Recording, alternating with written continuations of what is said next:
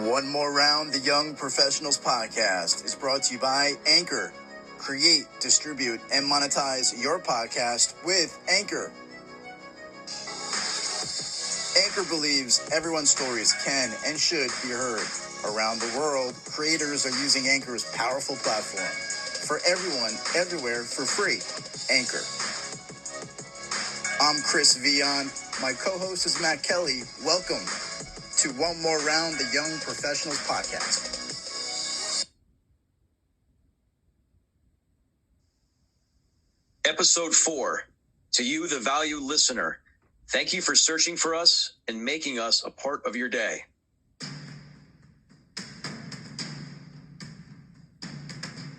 Robert Smithline is a filmmaker based in New York City. He wrote and directed all 5 episodes of the first season of the Hunters Anthology, now available streaming on Amazon Prime and Tubi TV. He's also an award-winning editor, touching upon 20 years of experience in all phases of filmmaking as a writer, director, and editor. He directed short films such as Escape from the Night, which was a short film winner at the Telluride Indie Fest, and Get the Hell Out of Heaven, along with a short film version of his award-winning play, Trust Us, which has been adapted into a full-length script and now in development to become a feature film. His love for movies, his passion to write, and aspirations to become a director, Rob walks us through the trials and tribulations of his young career, the obstacles, the successes, determined to go one more round each and every day, hoping his big break would come. And it did. Take a listen. You'll find his continuous hard work, never giving up, and most importantly, believing in yourself are the keys to success and reaching your mountaintop in your own respected careers.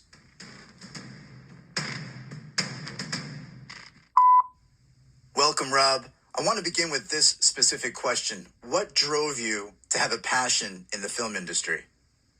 As a kid, I always loved movies, as far as I can remember. And I used to watch them over and over again. So that was definitely my start and introduction to movies. It was just something that I was kind of obsessed with. And there was a point, when I got a little older where I started thinking, I want to start, writing some stories. I just loved a good story.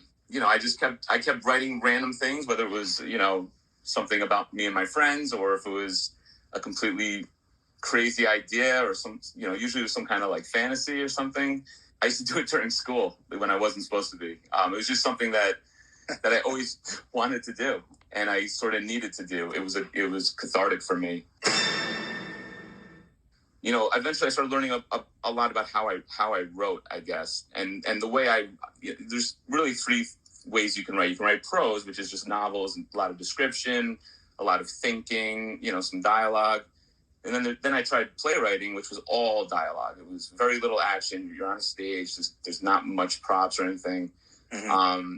And I think I quickly learned that I love movies the most as far as a medium. That's what I still loved watching. And that was my way of hearing a story. And eventually I thought, you know what? Movies are visual. You can, I don't have to describe anything too much. It's a lot of dialogue, but it's not all dialogue. And I found like that to be kind of my strength, because whenever I started having to write descriptions, I kind of get bored, and I really liked the dialogue part of it. I thought that was what attracted me the most. So it kind of seemed natural just to go into film. So I started taking film production courses, and I'm like, okay, this will be my major. I'm going to do this. And then I just went into film school. In your opinion, when you're balancing the writing part from the filmmaking part, what is the most important quality you think a film director should have? I've thought about that, and I really think it's decisiveness, because when you're on set, you're kind of looked up to as like the singular artistic vision for the project. So every, there's so many people that work on a film, and it's super collaborative, and people have great ideas, but eventually they're going to come to you and say, what are we going to do? And if you sit there and hesitate on a very tight schedule where, every minute is spending money, you have to decide quickly. And it helps to just know your material. I mean, if you know most directors are good at it because they know exactly, they come in knowing what they want. But if you don't, that's a problem.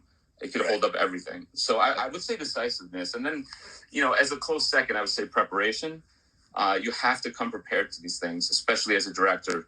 at least in the production part of things, because again, if you don't know what you're going to do, what the shots are going to look like, what you're going to tell the actors, basically, you're in for a long day, and you might not get everything done.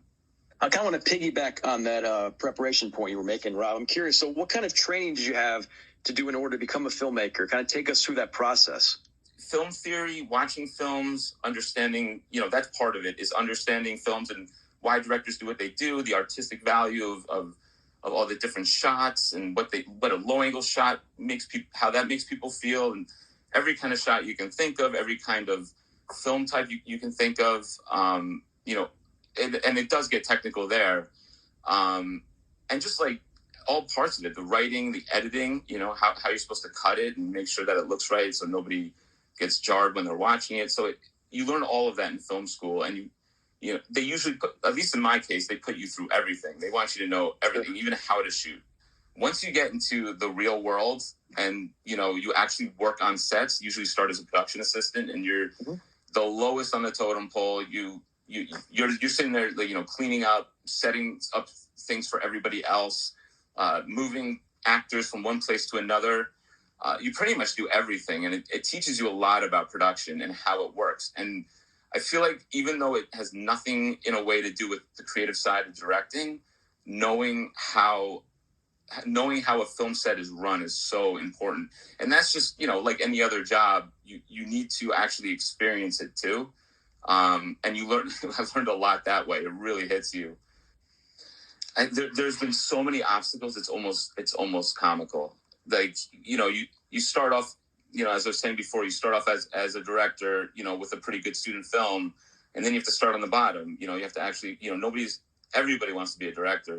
So many people who go into film want to be a director. So you have to separate yourself. You have to, work hard on set, meet the right people. And that's kind of the obstacle. There's an obstacle at every stage, and you have to stay motivated. You can't doubt your ability. Even if you're wrong, you cannot doubt your ability. You can't quit, because if you quit, there's 100% chance you won't make it. And you have to appreciate the small victories. Like, okay, so I got my first job on set. That's a victory. That's not easy. And then, coming from that, I've met somebody who wants to be a producer, who likes my work. That's another obstacle, and then something to keep you motivated. Every time, as long as you keep going in the right direction, I think that's the best thing in keeping you motivated.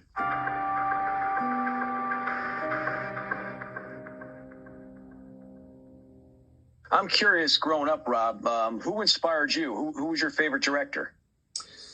I mean, for me, it's a little cliche, maybe, but, my favorite movie is Star Wars, and I'm a big George Lucas guy, and it's probably because of the kind of director I am, where it's not just the directing, it's the writing, it's the editing, it's how we put in the visual effects.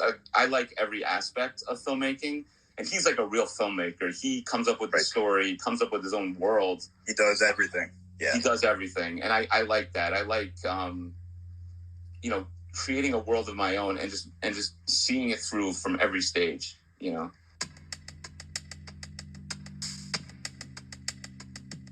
All right, let's get to it. The Hunters Anthology, now streaming on Amazon Prime and Tubi. In writing it and directing it, did you have any idea you may have something special here? And before you get into that, give us a brief description of what the Hunters Anthology is. The Hunters Anthology is about a demon hunter who traps 6 suspects on a train and says that one of them is a demon. And it really, each episode goes into each character on the train's backstory, and the viewer is constantly trying to figure out, who the demon is based on their story. And then it's up to this demon hunter, Mac, to figure out who the demon is and stop him. I mean, I think when I was writing it, I felt like I had something special. It was one of my favorite scripts that I had written, and a lot of people that, just friends and people that were close to me that had read it, in the beginning. And, when you're excited about a project, you really want to see it through. But, I'll be honest, expectations were low that it was ever going to be seen on this level. As far as that goes, I knew it would be a long shot that it would get picked up. but luckily it was. And when we were shooting it, we shot it over a few years because it took time, to get the funding and to keep people wanting to invest in it. So through that time, though, I mean, each shoot was very different for each episode, but they were all very special, at least to me. And I felt like we all had a lot of fun making it. So I do think that we felt like we had something special. It was more a matter of, are people going to see it? Excellent. And Rob, how has having a film now on Amazon as well as Tubi changed your career? It's it's really cool. First of all, being on Amazon, people are seeing my work. That is the big difference. People have definitely seen my work. We see the numbers, we see the viewership, and that is something on this kind of scale I never had. So for me, it was a big break, and I was very lucky to get picked up by a distributor. And the other major thing going forward is I'm not a first-time director anymore, and that was a hurdle that I hit for years. I mean, I had this feature I was trying to make for a while before this, and the reason I did this was because I couldn't get all the funding and I found that I probably was the biggest obstacle. We had a cast, we had a lot of good crew on it, and I was the one who hadn't done anything before.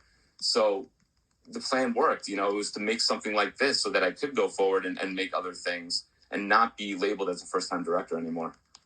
Excellent. So Rob, if you could give the young professionals out there a blueprint on being successful in their career and finding their purpose, what would it be?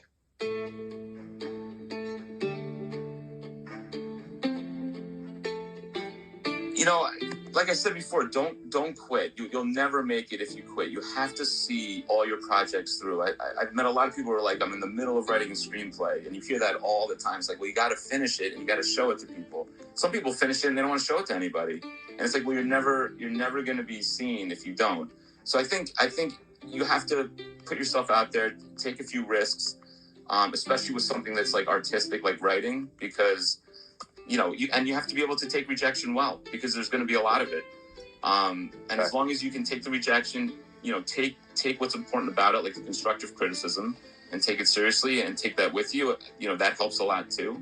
And then, just working hard, always making time for yourself, try not to come up with excuses. Everybody's busy, but you have to make time for that passion that you have, even if you're making money another way, or it's not exactly what you want to be doing. And just try every angle to succeed, especially in film. There's so many ways to succeed. Mine's just one path, but there's so many ways to do it. It's not just one. And cut. All right, everybody, that's a wrap.